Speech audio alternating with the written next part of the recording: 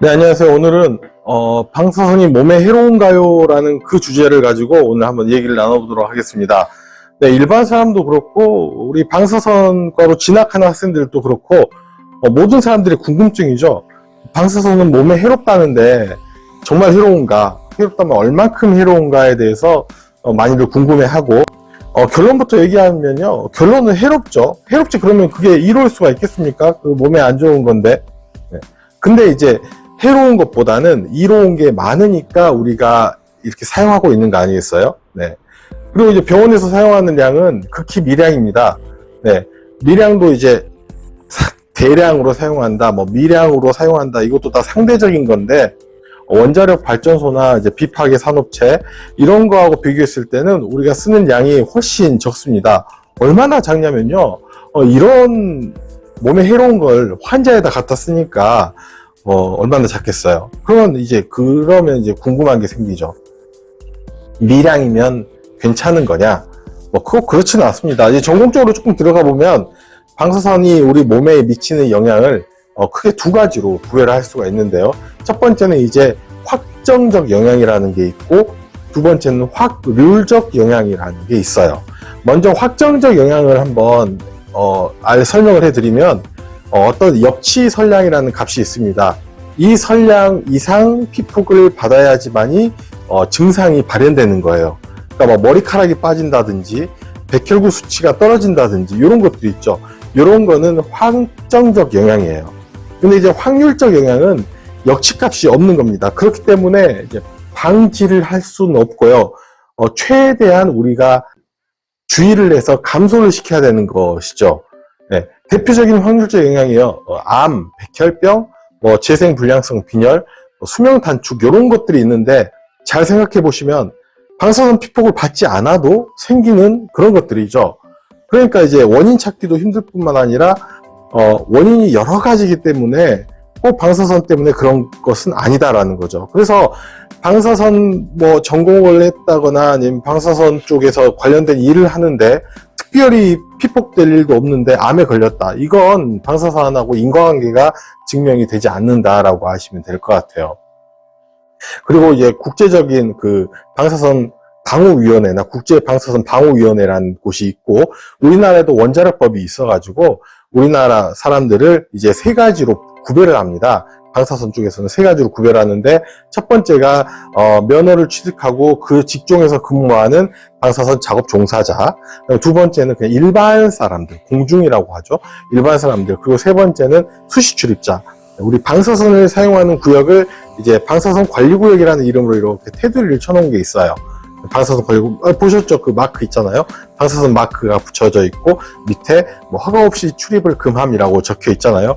이런 것들 안에서 이제 면허를 가지고 업무를 하는 사람을 작업 종사자라고 하고, 그 다음에 거기에서 면허는 갖고 있지 않지만 수시로 출입하시는 분들, 예를 들면 이제 청소하시는 분들 같은 경우는 분들이 이제 수시 출입자라고 하는데, 요 세 가지 부류의 사람들을 1년 동안에 어느 정도 선량을 받으면 안 된다라고 법적으로 제한을 두고 있어요. 이걸 선량 한도라고 하는데, 이걸 제한을 두고 있을 뿐만 아니라 우리 그 방사선 사용의 원칙이 있죠. 알랄라 원칙이라고 해서 as low as reasonably achievable이라고 해서 그 가능한 한 선량을 낮으면서 성취할 수 있는 거는 성취하자라는 거예요. 그래서 요거를 가지고 이제 그 업무를 하게 되고, 그리고 방사선사들, 우리 같은 업무를 하시는 분들은 옛날에는 필름 배지, 요즘에는 TLD를 이제 왼쪽 가슴에 착용을 하고 주기적으로 3개월마다 한 번씩 본인의 피폭량을 체크를 하게 됩니다. 체크해서 선량이 갑자기 높아졌다거나 갑자기 낮아지는 건 괜찮죠. 갑자기 높아지면 거기에 대한 이런 대비책을 가지고 이제 해결할 수 있고, 주기적으로 혈액 검사를 하게 됩니다. 주기적으로 혈액 검사를 해서 건강검진을 해서 우리를 관리를 하고 있죠. 모니터링을 하고 있다라는 거죠. 중요한 거는 이제 피폭받는 환자가 중요하지 않겠어요?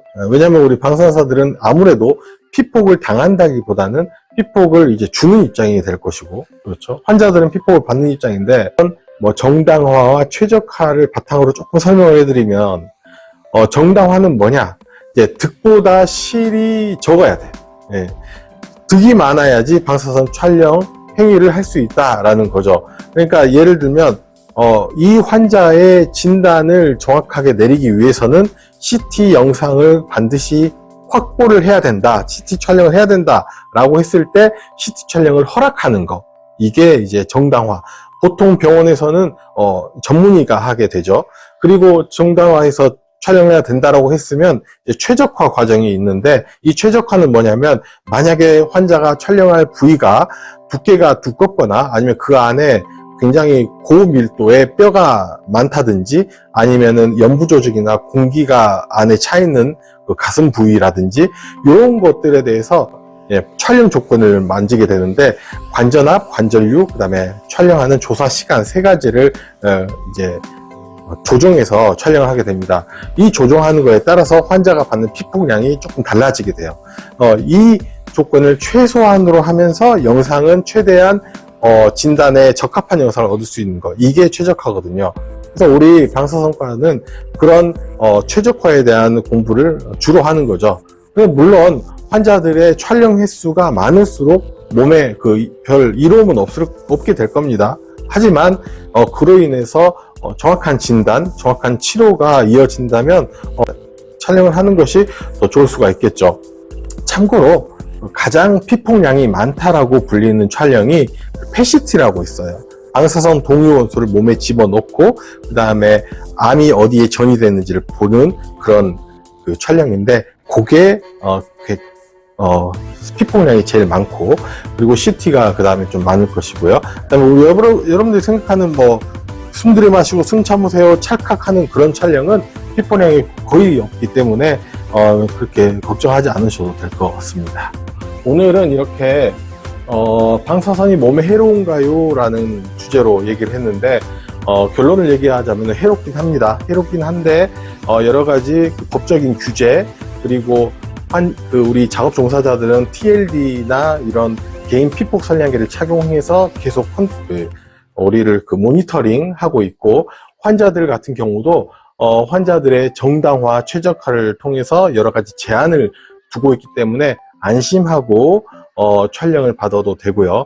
그리고 우리 방사선 쪽으로 직업을 선택해도 된다라는 걸 제가 말씀드리려고 했습니다.